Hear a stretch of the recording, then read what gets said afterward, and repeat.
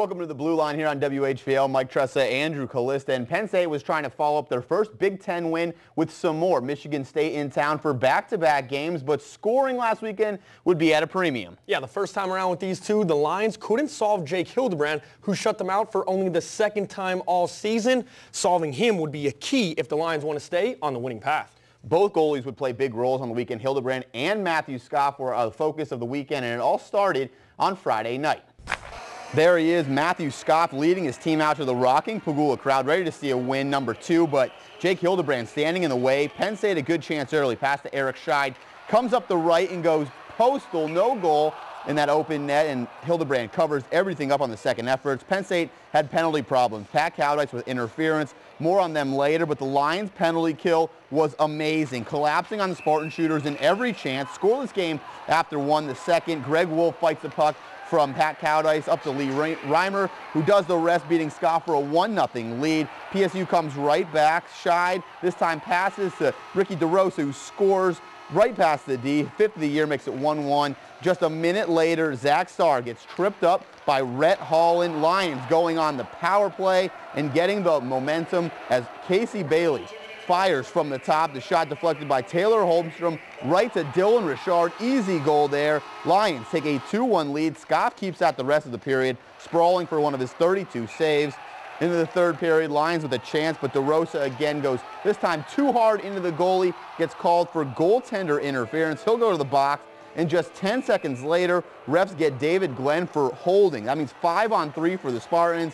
Bad news, no chance. The Lions, they killed 6 Spartan power plays in this one as Pat Cowdice clears it. The defense was strong, but they couldn't stop Matt Berry. Shot rebounded to Michael Ferrantino. He gets the goal to go. 4 minutes to play, another late lead lost by the Lions. This one in OT. Lions had a good chance early. This time Wolf has an open net, and David Thompson makes the big play, saving that away and helping out Scoff. Shootout time. Who will get the extra point? After a dozen misses, Brett Darnell finally beats Matt Scoff. Stick side off the post and in. David Glenn gets the last chance for the Lions. He tries to go stick side, but closed by Hildebrand. He doesn't allow a single shootout goal. 2-2 tie, but Michigan State with the extra point in the shootout win. I think it's a learning experience. That was going in the third, and with the 1-goal lead is the first time we've had that opportunity, certainly in the Big Ten, and I'm optimistic we will learn from that. I think we talk about, playing to win and not playing to lose. And I think we, just kind of got away from our game, Penn State hockey, a little bit in the third. But, I mean, it's a quick turnaround, 3:30 tomorrow, so just ready to get back after it. Get back after it they would. After losing in that shootout, the Lions were back at Pegula just 18 hours later, looking to get back on the winning track. Cold, snowy day. Godowski knows the answer. Free pizza for the students. Well done, coach. Lions looking to pounce early. Off the draw, Glenn wins it to Patrick Cowdice. Wrister from the point, and that beats Hildebrand. Great screen by Jake Friedman, and a huge early goal for the Lions 43 seconds in. Sparty, they look to counter with Joe Cox. He's going to carry in, and he holding, finds Ryan Keller with the drive, but Scoff up to the task and covers up with the scramble in front. Emotions running high early. In the second, Curtis Lloyd carries in and rips one on Hildebrand, but no traffic to clean it up. Midway through the period, Eric Scheid with the turnover. Michael Farah over to Cox with the backhander and in. Take another look. The puck actually caroms off of Scheid's skate, and we are all tied at 1. Early in the second, Penn State still on the attack. Loose puck in front. Kenny Brooks that close off the inside of the 5-hole, and we are still tied.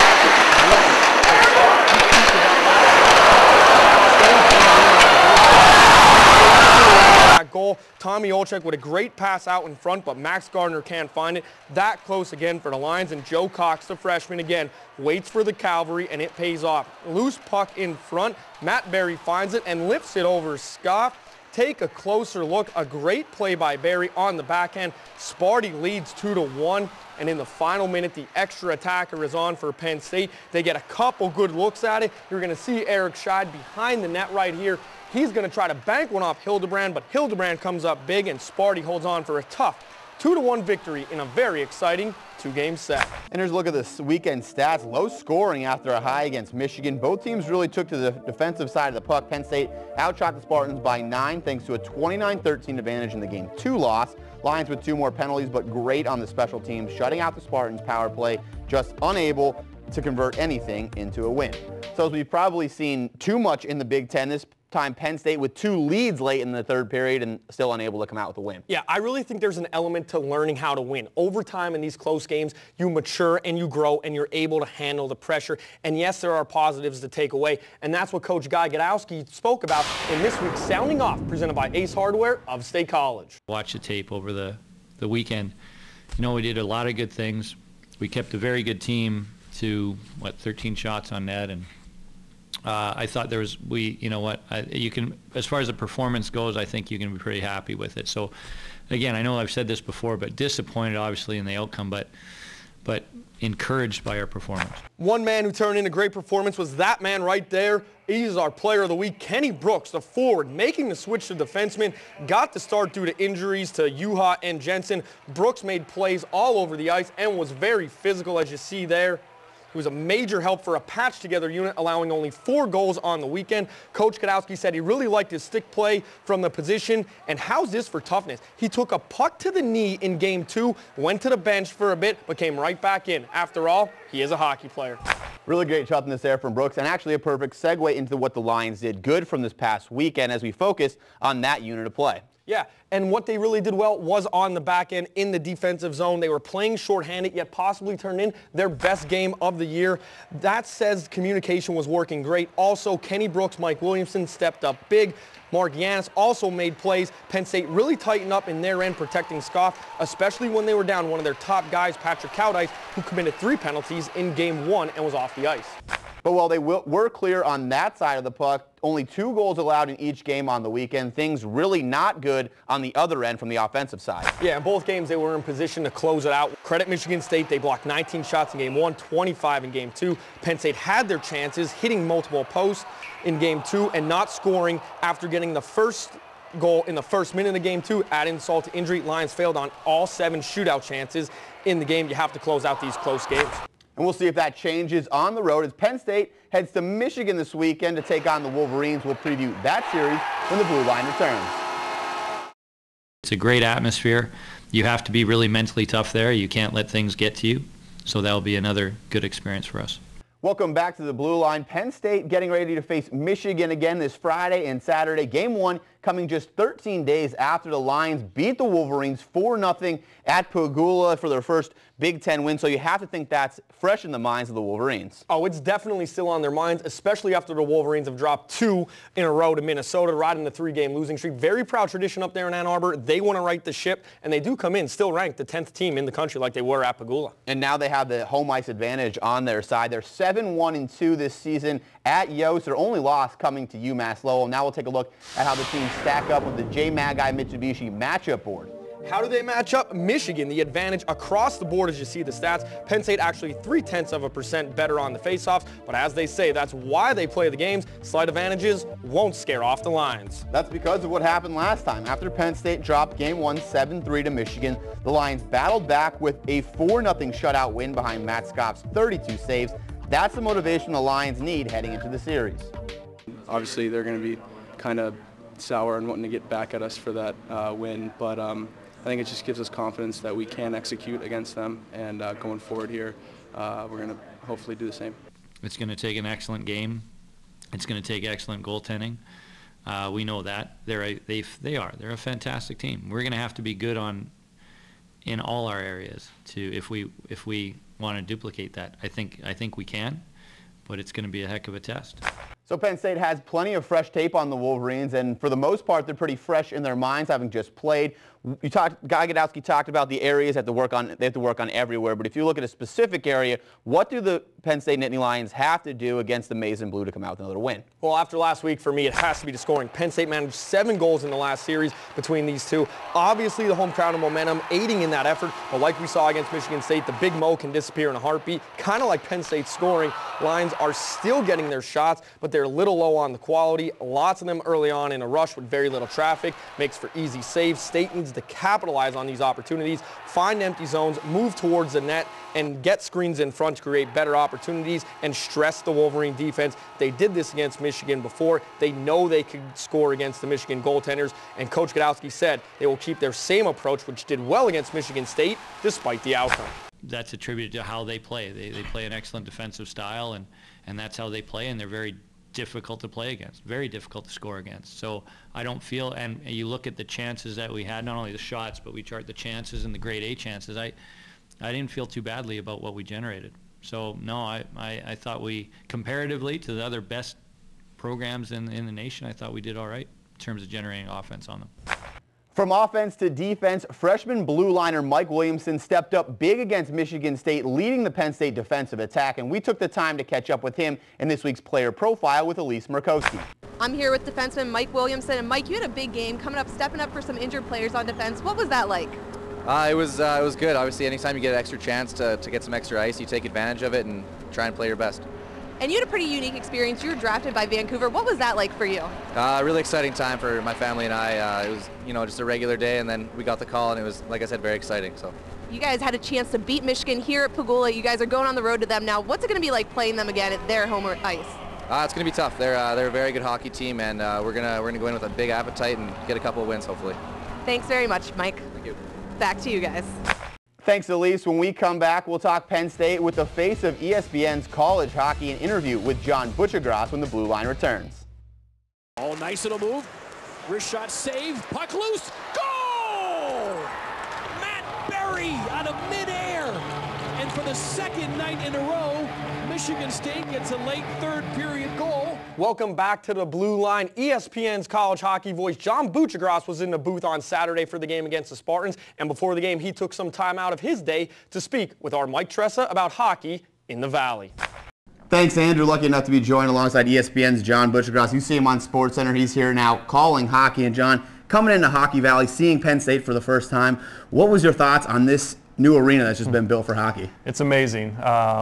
I heard so much about it, so I had high expectations coming in, and they were certainly met. It's a beautiful place. It deserves to, have a women's Final Four or a men's regional somewhere down the line. It's just perfect inside and out. I'm really impressed.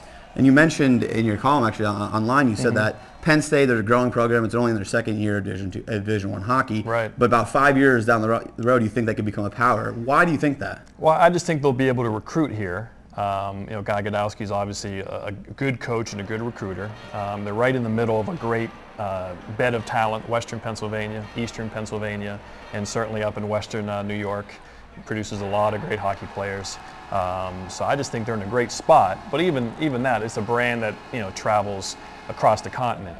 And so as people in Canada are big football fans. So when they're watching a Big Ten football game between Penn State and Ohio State, that's going to subliminally go in their head a little bit. And so if they're making a decision on college, some young Canadian kid, they might, oh, this is Penn State. Kind of reminds me of Big Ten football, and I want to be kind of part of that. I mean, the hockey itself is good with Minnesota and Michigan and those great traditional powers. I just think, they're going to get that class of like 2, 3, 4 guys, and after a couple of years of those classes, boom, they're going to be right there as like a top 20 team. It's just a matter, can they get to top 10? Obviously, Michigan, Minnesota are great programs. Wisconsin, there's a great tradition, but I still think they have a shot. You mentioned the Big Ten. I mean, how much is that going to help this new conference really going to help college hockey? Can it really make it a bigger sport that will get more national interest, not just a fringe sport? It should. It should. I don't know how much. It is a reality. There's a lot going on in the world. But like, my buddies who I grew up with in Pennsylvania and Ohio, they didn't really know college hockey all that well. And certainly the CCHA, the old conference, and even some of the conferences that are here now. But when you say Big Ten, they know what that means. So if you put a Big Ten hockey package, whether it be the Big Ten Network or ESPN, we picked up a package of games this year, that means something to maybe a casual fan. Oh, there's a Penn State Ohio State game, there's an Ohio State Michigan game, there's a Wisconsin Minnesota game, a Big Ten game. The hockey fan's going to watch anyway, but maybe some of that casual football fan I say, oh, cool, it's a Big Ten game. I want to watch this tonight. So that, again, how much that means in terms of growth, I don't know, but it can only help. it seems like it's growing a lot. I mean, if you see it, I mean, you're very big in Twitter, #college hockey. I mean, that's all over the place, and you get a big following there. People seem to be picking up and sending you a lot of stuff. From what you've seen in this student section here, what do you think about the atmosphere of college hockey and really what people can really bring to it? It's great. And the student sections, I mean, already it's one of the best. It's just, the verticality of the roar zone is, I guess it's the most allowed by law. I guess any other, you're going to go this way and could be some gravity issues, but it's really cool. It's really imposing. They're into it. And, the way they have the cheerleader ledge there where the cheerleaders can be, the band right behind them. It's really impressive. And like I said, when you bring recruits here and they come experience a game, and Guy Gadowski brings some kids who are trying to decide where they want to go to school, and they come to here and it's a big game and they see the roar zone and they see the crowd, they see the arena, they're going to be impressed. It's still always a tough decision. A lot of times it does come to relationships and the coach. And again, that's why I think Guy Gadowski is going to be such a big asset, because if it comes down to a close situation, he might be the difference. Speaking of coaches and kind of shifting gears a little bit, you're friends with the women's coach here, Josh Brandwein. Yeah. That program, we do also cover the women's program a little bit. What do you think he can do for a women's program that's struggling a little bit but growing as a program as well and has these great facilities? Well, it's the same thing. You don't want to give all the scholarships away the first year. You have to try to plan, and he'll start to get better skaters. Obviously, that's what they need to get, is better skaters. I was at their game last weekend, and they got a lot of girls with good hands. They just got to upgrade their skating, and they'll do that. And they're going to get some big time. Again, they're going to get that class of 2 or 3 girls, and they're going to be incredible players, and they're going to bring more people here. And again, it'll just keep getting better and better. It'll be hard not to succeed here. I really think that. I think that, and I think they're in with both Josh and Guy. They're just 2 smart, tactical thinkers who are patient and educated, and they've been around education. Josh came from a very good prep school, of course, Guy from Princeton. So they're just smart people, smart, sharp people who should think and be able to think for the long haul, be given the ability to do that by the administration. And then, like I said, success should follow. All right, thanks a lot, John. Really appreciate the time. Thanks for joining us today. And you can college hockey. You can catch him on SportsCenter, and also follow him on Twitter if you want all your hockey news. Back to you, Andrew. Thanks, guys. John mentioned the women's team, and here's what they did last weekend. A pair of losses to 8th-ranked Mercyhurst, but better than the first meeting. Penn State managed a goal scored by Hannah Hohenschel. Lions finished the regular season this weekend at Robert Morris. Sophomore blue liner Paige Yonke assisted on Hohenschel's goal, and the Minnesota native notched her 2nd point of the year in the contest. And she took time to talk with our Elise Murkowski's in this week's Women's Profile. We're here with sophomore Paige Yonke. And Paige, you had an assist this weekend against a very tough Mercyhurst team. What led to your success? Well, I, got a pass from a D, and I just moved it up to Hannah, and she did most of the work. So it wasn't too much. Like I said, I passed it to the winger who was up high, and she skated all the way down and got a nice shot off, and it went through. And the season's coming to a close, your last regular season weekend coming up. What's been a high point for you and the team this season? Well, I just think some of the home games we've had, like especially against Colgate when we got that overtime win, we've had a couple of those successes this season that has really helped amp us up and keep us together, and we've been really close this season, so it's been good. And the season's coming to a close, but while the record may not show it, you guys have grown a ton. What do you think have been the high points, and what's led to the growth as a team? Well, like I said, just a couple of those wins that we've gotten. We've had a couple ties, too, against some pretty good teams. We just keep grinding away, and like you said, it might not show up on the stats or on the scoreboard, but, we definitely have grown a lot. We play better together, and we're definitely stronger, a lot stronger. I noticed that, especially against teams who last year when we were brand new, we kind of struggled a little bit against. So definitely a lot of that, and just supporting each other. And so definitely our high point has just been this whole season, honestly, because it's just been a lot better. Thanks very much, Paige. Thank you. Back to you guys. Coming up on the Blue Line, we take a look at Penn State's biggest hit thus far. Don't go anywhere. The Blue Line continues. I just think we're getting tighter as a group. I mean, we're starting to I think we're starting to have lines that gel together. Guys are getting used to playing with each other. And then on the back end, I think defensively we've improved tremendously from the start of the year.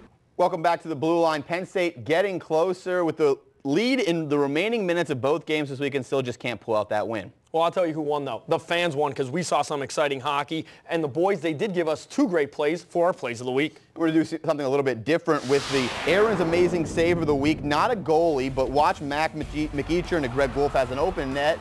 But right there is David Thompson with the snag. He tosses the puck out, helping Scoff with just 10 ticks. You look at it again. It's Thompson grabbing it to knock it away. That preserves the tie, gives Penn State the chance in the shootout where they ultimately couldn't get it done. For the Cove Pizza Crunch of the Week, a big one from our player of the week, Kenny Brooks. Sparty looking to break out, but Brooks blows it up. Mackenzie Mack on the receiving end of this one. How about a third look? Textbook hit. Fans in section 109 loving it. And time to take a look at the rest of the Big Ten and how they did on the past weekend and how that stacks up with the rest of the conference. Friday, Minnesota took care of Michigan 5-3 as the Buckeyes pulled the upset, topping Wisconsin 2-1 for a 6-game win streak. That ended Saturday as Wisconsin doubled up the Buckeyes 4-2. Minnesota taking care of business. Big 4-1 win over the Wolverines.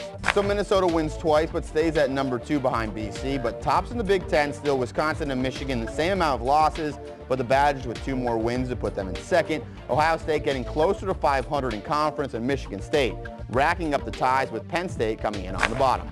Only 2 series this weekend. The Lions at Michigan, and Michigan State travels to Madison to take on the Badgers. Minnesota and Ohio State are off. Penn State could sure use some time off with all their bumps and bruises, but luckily they have a great training staff, and we were able to catch up with some of them in the Pegula Spotlight. I think it's everything that we have here. I mean, it's a brand new facility. It's our nicest facility on campus. So we have every tool that we possibly can have, from the physician's office to modalities to the room itself. It's also nice that we're in one building this year. The guys can come in, they can go to the lounge, they can watch TV, but then they're right here. They don't have to worry about going to another place, crossing outside in the rain, sleet, and snow. It's huge being in one building. Strength training, weight room, athletic training room, equipment room, all that. We're very fortunate here. We've got hot tub, cold tub. Guys are constantly in there before practice, after practice, really focusing on the all-around body and health of their self, so that they're feeling good going into every practice, every game. We try to take care of the nicks and bruises. I'm constantly harping on the guys to be in here, taking care of what needs to be taken care of. Don't let things build up at this point in the year and become an issue. If you let one thing go and then the next thing go, eventually it's going to add up to a major issue. I talk about it from day one in the team meeting.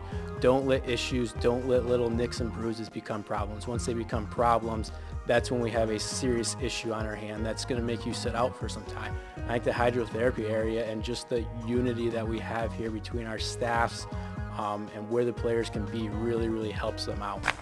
A look at the Nittany Health South injury board. Bad news, Nate Jensen and Luke Uhas still out with concussions. Kenny Brooks, 99.9% hopeful to play after his knee injury on Saturday. So Penn State against Michigan, what's your one key for this series heading forward? When the Wolverines were here, Coach Red Marinson said Yost is a great building, but the crowd could get taken out of it. Get some early goals, get the crowd out of it, get some momentum. Penn State will look to do that early Friday and Saturday, the games against Michigan, with women also wrapping up their season at Robert Morris. That'll do it for the Blue Line this week. We'll see you guys next week.